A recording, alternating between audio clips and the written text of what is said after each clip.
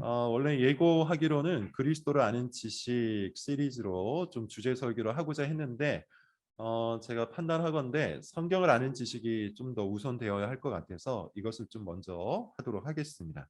그래서 오늘은 성경을 아는 지식 그 첫 번째 시간 성경의 권위라는 제목으로 주님의 말씀을 전하도록 하겠습니다. 저는 개인적으로 세대를 구분하는 그런 언어법을 별로 좋아하지는 않습니다. 왜냐하면 성경은 세대 구분이 아니라 세대 연결, 세대 전달을 말하고 있기 때문이죠. 성경이 뭐라고 이야기합니까? 자녀는 부모를 공경하라고 이야기해요. 그리고 부모는 자녀를 가르치라 이렇게 이야기합니다. 세대를 구분하기보다는 이 세대가 하나님의 말씀 가운데서 하나로 연결되고 전달될 수 있기를 요청한다는 거죠. 잠언이라는 책을 우리가 계속해서 예배 중에 살펴보고 있는데 이 책을 읽어보면 여러분 다 아실 겁니다. 아버지가 어머니가 자녀에게 전하는 권면과 책망이에요.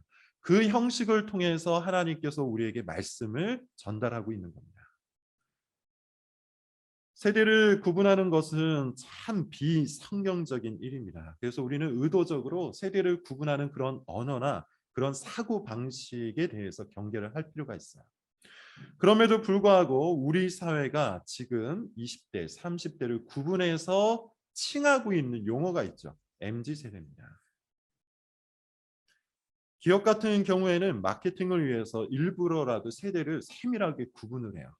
타겟팅을 정해서 자기네들이 원하는 물건을 혹은 서비스를 팔기 위해서입니다. 그리고 정치인들도 마찬가지죠. 투심을 잡기 위해서 세대를 구분합니다. 각 세대에 맞는 정책을 사용해서 그들의 표심, 그들의 투심을 잡으려고 하는 것이죠. 그래서 과거부터 기업인들이나 정치인들은 베이비 붐 세대, 뭐 X 세대 등등을 이야기하면서 세대를 세밀하게 구분하는 것을 좋아했어요. 최근에는 MZ 세대가 대세입니다. MZ 세대에 관한 많은 말들이 나오고 있고 또 동시에 분석들이 굉장히 많이 나오고 있죠. 그 중에 하나가 바로 권위에 관한 겁니다. 예를 들면 이런 말이 굉장히 유행을 하죠. 꼰대라는 말입니다. 예전부터 사실 사용되긴 했지만 요즘처럼 대중적으로 그리고 요즘처럼 부정적으로 사용되던 그런 시대는 없는 것 같아요. 꼰대는 뭐 이런 뜻인 것 같아요. 가짜는 권위를 갖고 가르치려 드는 모든 사람들을 통칭하는 것. 아마도 그런 말인 것 같습니다. 그래서 회사 상사, 회사 선배 등등이 될 수 있겠죠. 학교 선생님일 수도 있고 아버지나 아니면 친척일 수도 있어요. 누가 되었든지 간에 주제 넘게 내가 요청하지도 않았는데 나에게 감히 충고를 하는 사람. 이런 사람들을 통칭해서 꼰대라고 합니다. 내가 요청하지도 않았는데 감히 나에게 이렇게 저렇게 가르치려 드는 모든 사람들을 꼰대라고 이야기해요. 그래서 누구나 꼰대가 될 수 있는 세상이 되었어요. 심지어 여러분 목사도 그러한 것 같아요. 과거부터 목사는 교사의 직분을 겸합니다. 교사의 직분을 겸한다는 말은 뭐냐면 목사가 해야 할 주요 책임 중에 하나, 책무 중에 하나가 가르치는 일이라는 거예요. 그럼에도 불구하고 최근에는 목사가 가르치려 하는 것에도 거부감을 갖는 사람들이 상당히 많은 것 같아요. 제가 목회 현장에서 경험을 해보면 그러합니다. 리더십 세대차라는 책을 이번 주에 제가 읽었는데요. 거기에 보니 MZ 세대를 이렇게 일컫습니다. 권위 자체를 부당하다고 생각하는 세대. 권위에 대한 거부감이나 권위에 대한 막연한 부정적인 느낌이 아니라 권위라는 것은 그 자체로 부당하다. 이런 생각을 가진대요. 그래서 MZ 세대에게 권위는 의사결정의 기준이 될 수가 없답니다. 예컨대 회사에서 어떤 자리에 있는 사람, 뭐 사장이 됐든 과장이 됐든 부장이 되었든 어떤 직위에 있는 사람이 그 권위를 갖고 나에게 뭐 어떤 명령을 하다란다 해도 그것이 의사결정의 기준이 될 수 없다는 거예요. 권위는 자신의 자유로운 선택을 박탈하는 것이고 자기의 권리를 억압하는 부정한 수단으로 인식을 하는 것이죠. 이게 요즘 MZ 세대의 특징이라고 그 책에서 이야기를 하더군요. 그런데 여러분 사실 아주 엄밀하게 보자면 이건 MZ 세대만의 특징이 아닙니다. MZ 세대가 이전 세대에 비해서 더 솔직해서 아마도 그런 평가가 나오는 것 같아요. 그런데 여러분, 제가 속해 있는 이 X세대에 대한 평가도 사실은 크게 다르지가 않았어요. 제가 대학생 때거나 아니면 20대, 30대 초반 이럴 때도 비슷한 평가를 들었다는 것이죠. X세대는 그 이전 세대에 의해서 뭐라고 규정이 되었었냐 하면 신인류다라고 규정이 될 만큼 굉장히 개성이 강한 세대였다. 굉장히 개성이 강한 세대였다고 평가를 받았어요. X세대라는 이 말도 사실 마케팅 회사에서 규정을 한 겁니다. 왜 X세대라고 했냐면 한마디로 특징 짓기에는 공통 분모가 없는 세대다. 각자의 개성이 너무나도 독특하다. 그래서 X세대 이렇게 지었다고 합니다. X세대의 가장 커다란 특징은요, 기존 질서에 대한 거부감, 그리고 자기 권리를 강하게 추구하는 모습이라고 어떤 책에서 이야기를 하더군요. 그래서 X세대 역시 그 이전 세대가 굉장히 어려워하던, 상당히 어려워하던 그런 세대였어요. 당연히 권위에 대한 거부감이 가득했던 세대. 돌이켜보면 저도 그랬던 것 같습니다. 그런데 여러분, 조금 더 거슬러 올라가 볼까요? 이것은 MZ세대나 X세대만의 특징이 아니에요. 여러분이 아실 만한 예화인데요. 고대 이집트 벽화에서 발견되었던 어떤 문자가 있었는데 그 문자를 해독해 보니 이런 말이었다고 하죠. 요즘 애들은 버릇이 없다. 무엇을 보여주는 일합니까? 권위에 대해서 거부감을 갖는 것은 어떤 특정 세대만의 문제가 아니라 시대와 문화를 거슬러 모든 인간들의 공통된 본성이라는 거예요. 그리고 이것은 성경이 말하는 죄인의 특징입니다. 아담과 하와가 죄를 지었죠. 아담과 하와가 죄를 지을 때 뱀이 와서 꼬드긴 말이 있어요. 뭡니까? 무엇이 이 아담과 하와의 마음을 잡고 흔들었나요? 이 과일을 먹으면 네가 하나님과 같이 되리라. 이것이 뱀의 유혹이었어요. 네가 하나님과 같이 될 수 있다. 여러 가지 의미가 있습니다. 그러나 가장 커다란 의미를 제가 간결하게 말씀을 드리면 이거예요. 네가 더 이상 하나님 밑에 있을 필요 없다. 하나님의 권위 아래에서 하나님의 말씀에 순종하면서 그렇게 있을 필요가 없다. 너도 하나님처럼 너의 권위를 높이며 네 뜻대로 살아도 된다. 이게 뱀의 유혹이었다는 겁니다. 아담과 하와는 뱀의 이 말을 좋게 여겼죠. 자기를 짓누르는 이 권위를 거부하고 스스로 하나님이 되고자 선악을 알게 하는 나무의 실과를 먹었어요. 권위에 대한 거부감은 MZ 세대만의 특징이 아니고 X세대만의 전유물도 아니고 고대 이집트가 기원도 아닙니다. 그것은 아주 명확하고도 정확하게 타락한 인간의 공통된 본성이에요. 인간의 본성 그 자체라는 겁니다. 자, 그러면 권위가 여러분 뭘까요? 권위에 대한 거부감, 권위에 대한 부당함 등등을 이야기했는데 권위가 뭘까요? 이 권위에 대한 정의가 좀 필요하겠죠. 일반적인 정의, 사전적인 정의를 찾아보니 이렇게 얘기합니다. 따르게 하는 힘, 따라야 하는 힘. 자, 그런데 성경에서 말하는 권위란 뭘까요? 제가 헬라어를 좀 조사를 해봤더니 XST라고 이야기해요. 합성어입니다. 두 가지 단어를 합해 놨는데 첫 번째는 에크라는 단어예요. 뭐뭐로부터 나오다라는 뜻이고 두 번째는 에이미라는 단어인데 존재하다라는 뜻입니다. 정리하자면 이런 뜻이에요. 근원에서 나오다라는 얘기입니다. 다시 말하자면 성경이 말하는 권위라는 것은 근원을 뜻하는 겁니다. 근원. 출처. 우리가 부모님의 권위를 인정하는 이유가 어디에 있습니까? 우리가 부모님에게서 나왔기 때문이죠. 부모님이 우리의 근원이시기 때문이에요. 우리가 선생님의 권위를 인정하는 이유는 또 어디에 있습니까? 우리의 지식이 선생님으로부터 나오기 때문이에요. 선생님이 우리 지식의 근원이에요. 그래서 우리가 그 권위를 인정하고 높입니다. 우리가 국가의 권위를 인정하는 이유는 또 어디에 있습니까? 국가가 우리 삶의 근원, 근거가 되기 때문이죠. 국가가 있기 때문에 우리 모두가 안전하게 살아갈 수가 있잖아요. 그런데 이 모든 것보다 더 높은 권위가 있어요. 부모님보다 더 높은 권위, 국가보다 더 높은 권위. 뭡니까? 하나님이죠. 왜 그렇습니까? 하나님이 이 모든 것의 출처가 되시기 때문이에요. 이 모든 것의 근원이 되시기 때문이에요. 당연한 거 아니겠습니까? 하나님보다 더 근원적인 것이 없어요. 하나님이 우리를 창조하셨죠. 세상을 창조하셨죠. 국가를 창조하셨어요. 또한 하나님이 모든 법칙을 정하셨고요. 역사를 결정하고 계시고 세상을 돌보고 계세요. 하나님이야말로 가장 높은 존재요. 가장 근원적인 분입니다. 그러므로 누군가가 부모를 공경한다고 하면서 하나님의 권위를 받들지 않는다면 그는 사실 부모를 공경하는 게 아니에요. 그는 권위에 복종한 것이 아니라 자신의 필요와 사상과 감정을 따라서 그저 부모님을 공경하는 것에 불과한 것입니다. 즉 자신의 결정과 권위를 따르고 있는 거예요.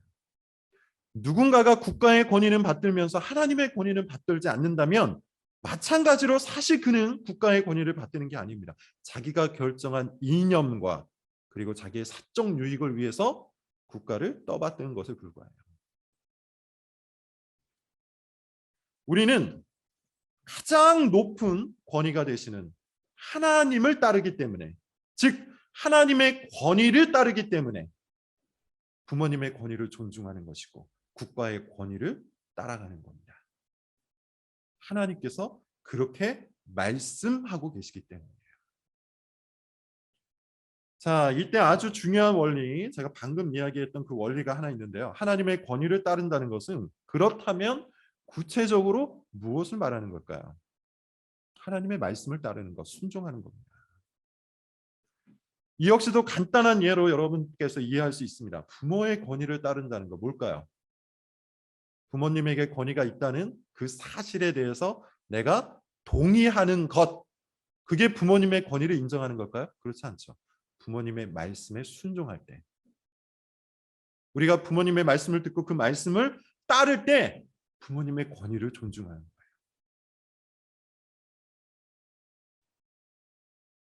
자녀가 있는 사람들은 한번 생각을 해보세요. 자녀가 여러분의 권위를 따른다는 것은 어떤 겁니까? 자녀가 그냥 입으로 동의하는 겁니까? 아니죠. 여러분의 말에 순종하는 것, 여러분의 가르침, 여러분의 권면, 여러분의 책망을 받아들일 때 비로소 여러분은 여러분의 자녀가 여러분을 공경한다, 여러분의 권위를 인정한다, 이렇게 받아들일 거예요. 부모가 있는 분도 생각해 보십시오. 여러분이 자녀로서 부모를 따른다는 것은 어떤 모습입니까? 그냥 그 사실에 동의하는 게 아니잖아요. 부모님의 말씀을 귀담아 듣는 것이죠. 국가의 권위를 따른다는 것은 여러분 또 뭡니까? 국가가 정한 법과 규율을 따를 때 국가의 권위를 우리는 따른다고 말하는 것이죠. 국가의 권위를 따른다고 하면서 모든 법을 어기고 있다? 그는 사실 따르고 있는 게 아니에요. 직장 상사의 권위를 따른다는 것 동일합니다. 그 말을 따르는 거예요. 선생님의 권위를 따른다는 것 동일합니다. 그 말을 따르는 거예요. 제가 뭘 말하려고 하는지 여러분 이제 이해를 하실 겁니다. 누군가의 권위를 받아들이는 것은 반드시 누군가의 말을 순종한다는 것과 연결된다는 것이죠. 이 두 가지는 절대로 분리될 수가 없어요. 예컨대 아담과 하와가 하나님의 권위를 거절했다는 것, 우리가 어떻게 판단할 수 있죠? 어떻게 알 수가 있죠? 그가 하나님의 말씀에 불순종했기 때문에 하나님의 권위를 거절했다고 판단하는 것이죠. 하나님의 말씀을 거절했을 때 선악을 알게 하는 나무의 실과를 먹지 말라는 그 하나님의 분명한 말씀을 불순종했을 때 우리는 아담과 하와가 하나님의 권위를 부정했다, 이렇게 판단하는 겁니다. 말씀에 대한 불순종은 하나님의 권위에 대한 거절입니다. 그런 의미에서 여러분, 우리가 정말로 죄로부터 구원을 받은 자라면, 우리가 정말로 예수 그리스도를 믿고 죄로부터 구원을 받은 자라면 당연히 우리 마음속에 무엇이 살아나야 됩니까? 하나님의 권위에 대한 마음이 살아나야 돼요. 이것을 성경은 뭐라고 얘기하냐면 경외심이라고 얘기하는 거예요. 권위에 대한 거부감에서 벗어날 수밖에 없다는 겁니다.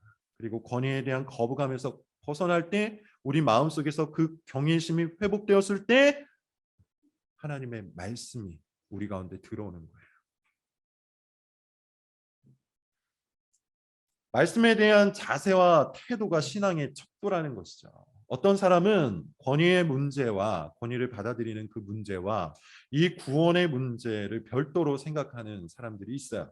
완전히 분리해서 생각하는 사람이 있어요. 나는 구원을 받았지만 하나님의 권위를 인정하진 않는다. 하나님의 권위를 받아들이는 문제에 있어서는 나는 아직까지는 별로다. 말씀을 따라가는 그 일에 대해서는 나는 아직까지 받아들이기 힘들다. 이렇게 생각해도 된다고 스스로가 판단하는 사람이 있다는 겁니다. 권위에 대해 심각한 거부감이 있고 그래서 실제로 전혀 받아들이지 않고 무엇보다도 말씀을 조금도 소중히 여기지 않으면서도 자신이 받은 구원이 진짜라고 믿는 거예요. 그러나 성경이 증언하고 교회사 속 믿음의 인물들이 증언하듯 말씀에 대한 자세와 태도는 그 사람의 신앙 그 자체를 보여주는 거예요. 예컨대 정말 구원을 받은 사람은 하나의 특징이 있습니다. 말씀을 사랑해요. 말씀을 소중히 여겨요. 말씀에 자기 삶을 겁니다. 말씀을 묵상하고 말씀을 연구하기를 즐거워하고 날마다 하나님의 말씀을 가까이 하고 그 말씀을 따라가. 반면에 구원받지 못한 사람 아니면 아리까리한 사람들은 말씀을 경시할 거예요. 일반 서적 정도로 여길 겁니다. 더 정확하게 얘기하면 일반 서적 정도로도 여기지 않을 거예요. 심리학 책이나 처세술 책이나 경영 서적보다도 못한 것으로 하나님의 말씀을 여기는 것이죠. 문학책은 우리 마음을 위로해 줍니다. 철학책은 우리 지성을 풍요롭게 해줍니다. 경영 관련 책들은 비즈니스 세계에서 아주 유익한 정보를 우리에게 줍니다. 그렇지만 성경책은 고루하고 의미 없고 쓸데없다고 생각하는 거예요. 그래서 가까이 하지 않는 것이죠. 매일 쓸데없는 뉴스를 보고 매일 유튜브를 보고 인스타를 보고 틱톡은 보지만 정작 성경 읽을 시간은 없다. 심각하게 고민하셔야 합니다.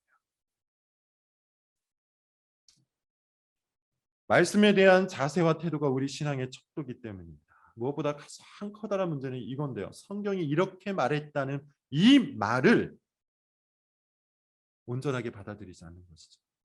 성경이 이렇게 말했다는 이 말이 우리의 마음속에 아무런 파장을 일으키지 않을 때 그때가 가장 심각한 때예요. 성경을 근거로 수많은 권면을 하고요. 성경을 근거로 수많은 책망을 하고 성경을 근거로 수많은 설교를 해도 꿈쩍도 하지 않는 이유 사실 거기에 있는 겁니다. 성경의 권위를 온전히 받아들이지 않는 거예요. 성경을 하나님의 말씀으로 온전하게 받아들이지 않는 것이죠. 그 말은 성경을 다른 책과 동등하게 여기거나 그것보다도 못한 책으로 여기거나 아니면 자기 판단이나 생각보다 못하다고 여기는 것이죠. 그리고 여러분 사실 이것은 새삼스러운 현상은 아닙니다. 18세기 인물 중에 볼테르라는 사람이 있어요. 철학자요, 시인입니다. 이 볼테르는 말 그대로 성경을 극혐했던 인물이에요. 그는 성경이 거짓말이라고 주장을 했고요. 성경은 고대 신화를 짜집기 한 그런 책에 불과한데 사람들이 이것을 신격화시켜서 거짓말을 몇천 년 동안 읽었다고 주장을 했어요. 그래서 이렇게 큰 소리를 쳤습니다. 50년만 지나도 더 이상 성경을 읽는 사람은 없을 것이다. 그리고 기독교는 사라질 것이다. 18세기 인물이 했던 이야기입니다. 18세기는 계몽주의 시대로 사람들이 이성의 권위, 그러니까 자기 생각의 권위를 아주 드높였던 그런 시대죠. 각 사람들의 어떤 통찰력이나 지성이 최종적인 권위라고 믿었던 그런 시대가 18세기예요. 그리고 그 18세기부터 19세기, 20세기, 21세기에 접어드는 이 순간까지도 이 계몽주의 철학, 계몽주의 사상은 지속되고 있어요. 예컨대 이런 것이죠. 많은 사람들이 이렇게 생각을 해요. 성경도 결국에는 내가 최종적인 판단을 해서 옳고 그른 것을 받아들이거나 받아들이지 않을 수 있다. 이런 현상은 오늘날 더 강화되었어요. 사실 더 큰 문제가 있는데요. 당시에는 이런 계몽주의 사상을 교회 밖에 있는 사람들이 받아들였다면 오늘날에는 교회 안에서 교회 안에 있는 사람들이 이런 사상을 받아들여요. 교회 안에 있는 사람들조차 이렇다는 겁니다. 성경이 이렇게 말했다는 말을 듣고 시큰둥하다는 거예요. 마음속에 아무런 파장이 일어나지 않는 거예요. 알게 뭐냐는 식이에요. 성경이 말했다고 다 진리냐? 성경이 말했다고 내가 다 따라야 하느냐? 이런 식이라는 겁니다. 몇 년 전입니다. 제 개인 SNS로 연락이 와서 어떤 자매와 상담을 한 적이 있어요. 자기가 다니는 교회 목사님에 관한 여러 가지 이야기를 했는데 전반적으로 보면 그냥 흉을 보는 겁니다.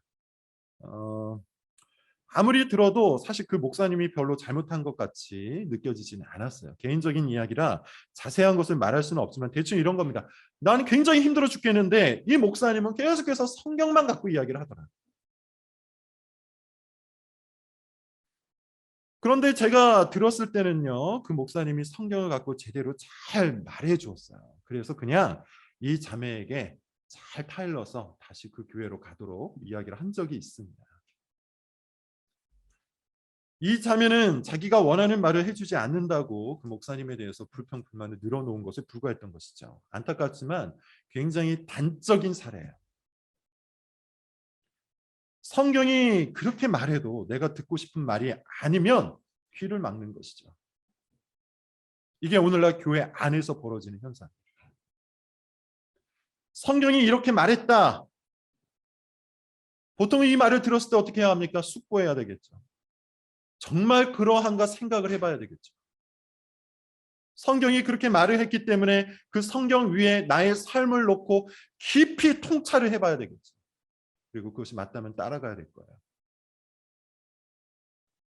그런데 오늘날 교회 안에서 참 많은 사람들이 아무리 성경이 그렇게 말했다 할지라도 내 마음에 들지 않으면 난 따르지 않겠다는 고집을 가지고 있어요. 내 감정이 미치지 않으면 아무리 성경이 그렇게 이야기했어도 안 따라도 된다고 생각하는 거예요. 내 감정이 거기까지 차오르지 않았는데 내가 왜 따라야 합니까? 성경이 아무리 그렇게 이야기했어도 내 감정이 거기에 미치지 못했는데 왜 내가 그걸 따라야 합니까? 어떤 사람은 자기의 이성, 자신의 통찰력이 더 위에 있다고 생각해서 성경이 아무리 그렇게 이야기한다 할지라도 비즈니스 세계에서는 통용되지 않는다. 이렇게 말하는 사람들이 있어요. 이런 일들이 교회 밖이 아니라 교회 안에서 흔하게 벌어지고 있다는 것이죠. 성경의 권위가 땅에 떨어진 시대예요. 우리는 성경이 하나님의 말씀이라는 것을 확신해야 합니다. 어떻게 확신할 수 있을까? 몇 가지 근거가 있습니다. 그러나 가장 확실한 근거는 바로 오늘 본문이에요. 예수님께서 친히 성경을 자기 근거로 삼으신다는 것이죠. 자, 여러분 한번 보세요. 오늘 본문을 다시 한번 읽어보도록 할게요. 요한복음 5장 39절입니다. 읽어볼게요. 시작. 너희가 성경에서 영생을 얻는 줄 생각하고 성경을 연구하거니와 이 성경이 곧 내게 대하여 증언하는 것이다.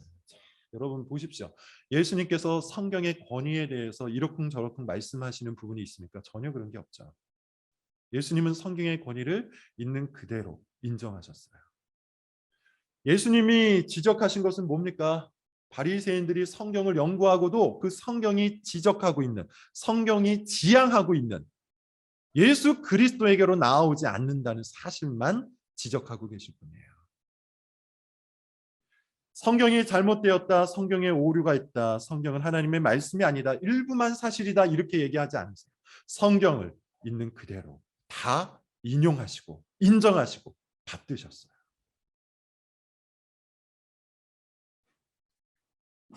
이런 예수님의 말씀은 사실 복음서 여기저기에 굉장히 많이 나옵니다. 여러분 하나만 더 찾아볼게요. 누가복음 24장 44절입니다. 누가복음 24장 44절.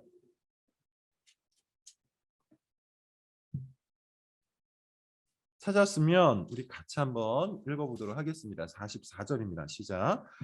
또 이르시되 내가 너희와 함께 있을 때 너희에게 말한 바 곧 모세의 율법과 선지자의 글과 시편에 나를 가리켜 기록된 모든 것이 이루어지리라. 예수님께서 하신 말씀입니다. 예수님께서는 모세의 율법, 모세 오경입니다. 그리고 선지자의 글, 역사서와 예언서를 말하는 것이죠. 그리고 시편은 뭘 말하는 걸까요? 시편과 더불어 모든 시가서를 통칭하는 겁니다. 이 세 가지는 유대인들이 흔히 이야기했던 구약 성경을 일컫는 말들이었어요. 다시 이야기하면 예수님께서는 구약 성경을 다 인정하시고 구약 성경의 권위를 하나님의 말씀으로 받드시면서 다만 그 성경의 목표가 그 성경의 지향점이 무엇이라고 얘기하는 겁니까? 나를 가리켜 기록된 것이다. 어떻습니까, 여러분? 이것만큼 확실한 선언이 어디에 있습니까? 우리 주 예수 그리스도께서 성경의 권위를 높이셨어요. 그러므로 여러분, 예수님을 여러분이 정말로 믿는다면 예수님이 받드셨던 성경의 권위를 우리 역시도 받들어야 되지 않겠습니까? 예수님을 믿는 것과 성경을 믿는 것은 서로 분리된 일이 될 수가 없다는 겁니다. 오히려 예수님을 믿기 위해 우리는 성경을 믿을 수밖에 없어요. 방금 우리가 살펴봤던 말씀들을 보세요. 성경은 예수님에 관한 말씀이기 때문에 우리가 성경을 믿고 예수님을 믿는 것이고 예수님을 믿고 성경을 믿는 거예요.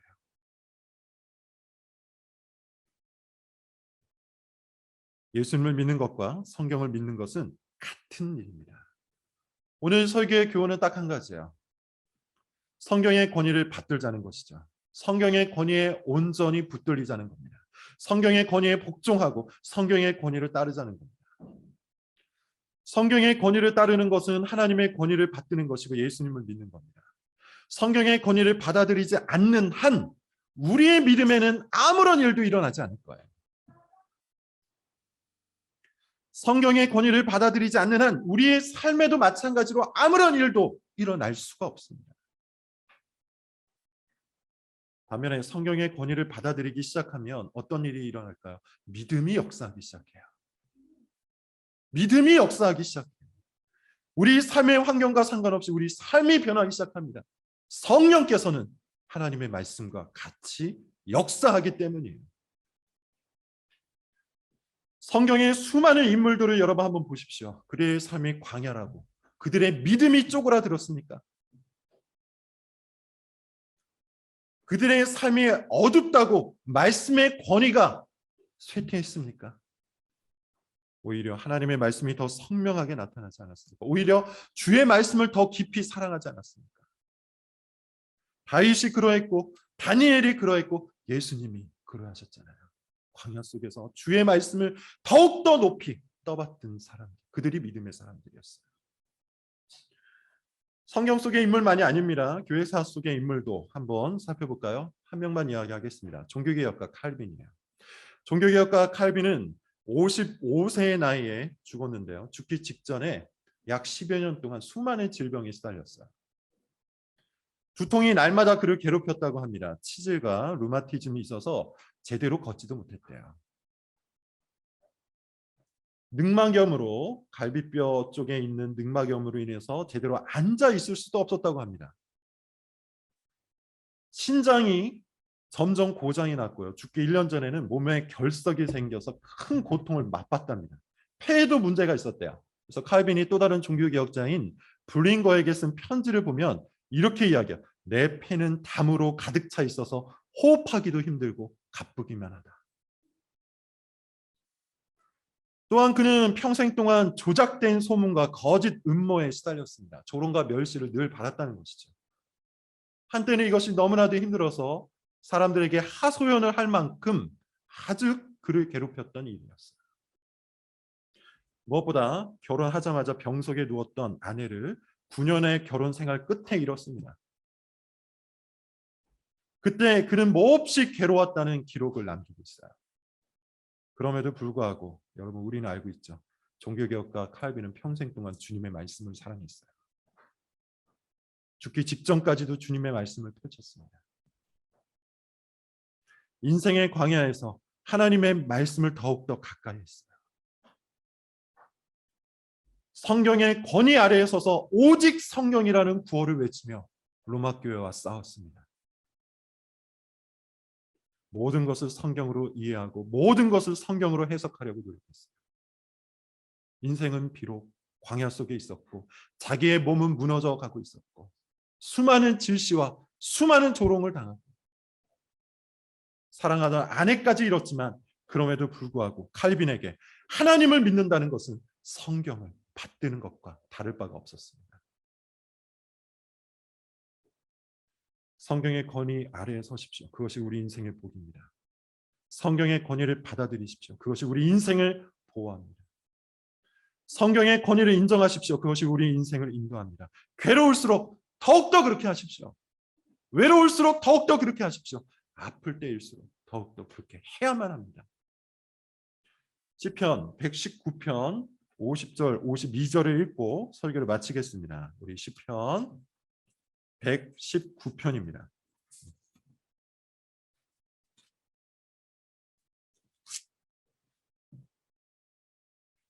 시편 119편 50절, 51절, 52절 우리 같이 한번 읽어보도록 하겠습니다.